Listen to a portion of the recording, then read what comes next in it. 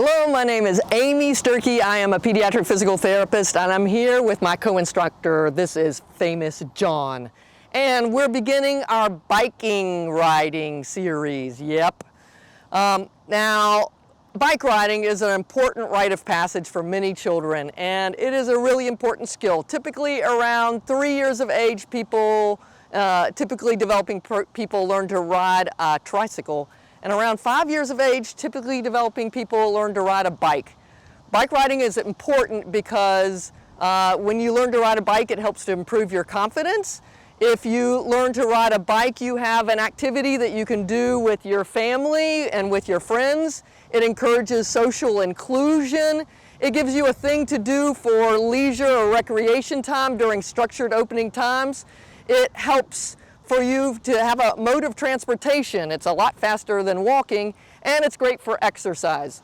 Now, there was a study in clinical audit actually in 2016 that followed 53 people with developmental disabilities, all types. So there were people with learning disabilities and autism and cerebral palsy and hearing impairments, amongst other things. And of those 53 people, they tried to teach them to ride a bike.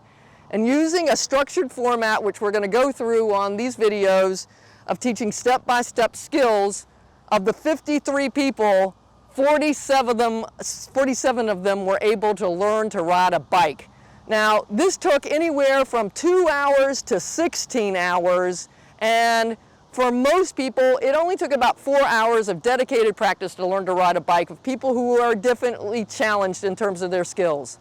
Now, Famous John can ride a bike, and he has Down syndrome, and he is the only person I know with Down syndrome. I'm sure there are a lot more, but the only one I know who can ride a bike all by himself without training wheels. So way thumbs up. So he said that he would be willing to help me teach bike riding skills. Now, if you think about riding a bike, again, we said that bike riding starts usually about around 5 years of age. So you want to think about the other skills that happen for around a 5-year-old. So a 5-year-old can stand on one foot for 10 seconds. Hands on your hips, man. Standing on one foot. 1,000, ready? 1,001, 1,002, 1,003, 1,004, 1,005, 6, 7, 8, 9, 10. All right, let's give me the other foot. 1,001, 1,002, 1,003, 1,004, 5, 6, 7. Come on. Oh, 8, 9, 10. Way to go, man.